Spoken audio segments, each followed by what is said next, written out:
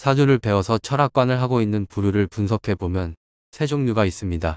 첫 번째 부류는 실패한 인간들이 사주를 배워서 남의 운명은 아랑곳하지 않고 돈벌이에 목숨을 거는 부류가 가장 많습니다. 이 부류들이 전국에서 사주 가장 잘 보는 곳으로 소문도 나고 유명한 철학관으로 알려진 철학관입니다. 왜냐하면 그들은 고객의 정보를 어떻게든지 알아내 맞추려고 하는 사람들입니다. 미래는 아무도 모르니 그저 맞추는 데만 집중합니다. 사주를 가르치는 선생이 시키는 대로 실천하는 인간들입니다. 선생들이 어떻게 가르치느냐고요. 사주를 믿지 않고 사주 같은 소리 하고 있네. 라고 하면서 내가 죽어라고 노력하면 실패는 없다. 면서 장담하던 사람들이 실패한 후에 사주팔자란 것이 있는가? 라는 궁금증을 가지고 철학관에 들리게 되지요. 그러면 철학관 선생은 기가 막히게 실패한 사람의 사주를 맞춥니다.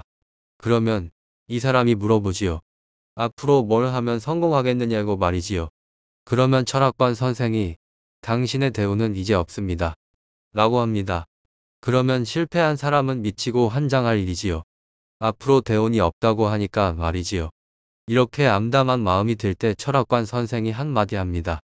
사주를 배워서 철학관하면 모든 악운을 피해 갈 수 있다고 말이지요. 이 말에 솔깃하지 않는 사람은 없습니다.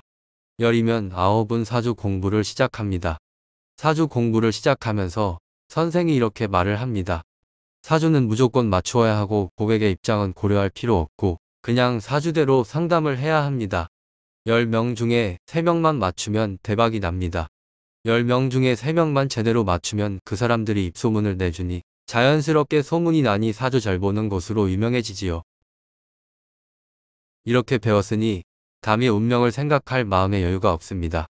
재물운이 끝난 사람들이 돈벌이하는 방법은 오직 달콤한 거짓말밖에 없습니다. 재물운이 없으면 절대로 소문이 나지도 않고 고객이 아예 없습니다. 그러니 사주로 돈 버는 방법은 단 한 가지뿐이지요. 입만 열면 이 사주 정말 좋습니다. 조금만 지나면 대운이 오니 대박 나니 걱정하지 않으셔도 됩니다. 이런 말에 기분이 좋은 고객들이 소문을 내는 것은 당연한 것이지요. 세월이 지난 후에 보면 그런 달콤한 말에 속아서 인생 말아먹은 것을 알게 되지요. 때는 늦었지만 말입니다. 두 번째 부류는 지식과 학문을 제대로 갖춘 사람들 중에 자기 분야에서 실패한 사람들 중에 일부가 사주 공부 조금 한 후에 자기의 뒷배경을 내세우고 사주로 돈벌이하는 인간들입니다. 대학 교수나 박사나 자기 분야에서 전문가일 뿐인데 대학 교수나 박사가 철학관을 한다고 하면 사람들이 몰려듭니다. 사주 잘 보는 줄 알고 말이지요. 사주가 전문 분야가 아닌데 사주 잘 볼 리가 있겠습니까? 특히 우리나라 사람들은 대학 교수나 박사를 좋아하는 모양입니다. 미안하지만 대학 교수라고 하는 사람들 중에 70%가 시간 강사라는 사실을 알아야 합니다. 대학 교수가 되지 못하고 시간 강사를 하는 사람들이 사주 공부에서 철학관하는 인간들이 있다는 겁니다. 세 번째 부류는 나같이 우연히 사주를 접하고 나서 사주에 빠져서 허우적대는 사람들입니다. 내가 소형 녹음기를 들고 야구의 곳에 철학관을 방문하면서 사주 공부를 하였는데 방문하는 어느 철학관이든 그 철학관 선생과 2시간 정도 대화를 나누면 그 철학관 선생의 거의 모든 정보가 녹음됩니다. 녹음한 것을 집에 와서 분석하면 그 철학관 선생의 노하우를 모두 알게 되었고 그렇게 500여 곳의 철학관의 노하우를 모두 알게 되니 당연하게 100%의 사주풀이가 가능해진 것이지요. 이렇게 철학관을 순회하다가 정말 나같이 우연히 사주를 접한 사람들도 만나게 되는데 그 사람들은 고객이 전무하고 오직 사주 공부에만 열중하고들 있었습니다. 그렇게 사주 공부에서 철학관 오픈했다가 고객이 없으면 철학관을 접고 다른 일을 찾아서 일부는 떠나고 일부는 철학관하면서 버티기도 합니다만 고생만 직살나게 하는 걸 너무도 많이 보았습니다. 특히 거짓말을 할 줄 모르는 나 같은 사람은 철학관 운영하면 안 됩니다.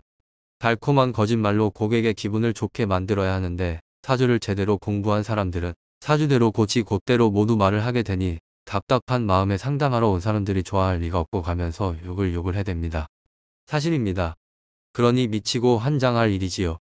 사주를 제대로 상담해 주면서도 욕만 얻어먹으니 철학관으로 먹고 살기는 틀렸지요. 나도 그 중에 한 사람입니다. 그나마 지금은 대운의 흐름이 좋아서 고객들과 소통이 잘 되고 있지만요. 오늘 이런 이야기를 하는 것은 왜 할배를 모시게 되었는지를 말해보려고 함입니다. 얼마나 답답했으면 할배를 모실 생각까지 했겠습니까? 사주 공부를 해서 실패한 사람 중에 한 사람이 바로 사주 박사라고 하는 이 사람입니다. 왜 사주 박사라고 하느냐고 따질 수도 있겠지요. 사주책 읽어주다가 한 달 만에 사주에서 육친들이 보이니 사주를 한 달 만에 통달을 한 것입니다. 사주에서 죽은 육친도 보이고 살아있는 육친도 모두 보였지요. 신기한 일이지요. 그 후에 공인중개사 사무실도 운영해보고 부산에서 고깃집도 해보고 밀면집도 해보았지만 역시 대원대로 모두 실패하고 말았지요. 실패할 줄 알면서도 시작한 것은 다른 방법이 없어서이지요. 그 후부터 쭉 고생길로 접어들었지요. 그렇게 고생하다가 조상 천도제를 하면서 지금 모시고 있는 할배를 만나게 되었지요.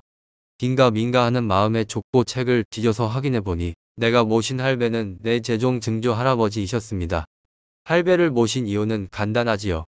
어차피 사주 공부를 하였으니 철학관을 운영하기는 해야 하는데 바른 말만 하는데 성격과 사주의 악운이든 기운이든 보이는 대로 말을 하여 욕만 얻어먹고 있을 때였으니 할배의 지혜를 빌려서 흔히 말하는 말문이 터지길 기대한 것이지요.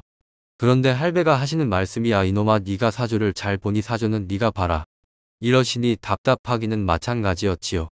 그래도 할배 모시고 경북 청도군 매전면이라는 시골까지 갔으니 기도하고 명상을 하는 수밖에 다른 방법이 없었지요. 그렇게 만 5년간을 기도하고 명상한 덕분에 조상들과 소통하는 능력이 생겼지요. 수맥 진단과 차단하는 능력도 생기고요.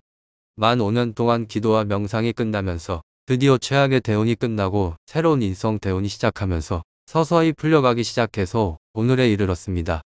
사주에서 대운의 중요성은 두말하면 잔소리지만 대운 위주로 사주 상담을 하는 것은 절대로 아닙니다.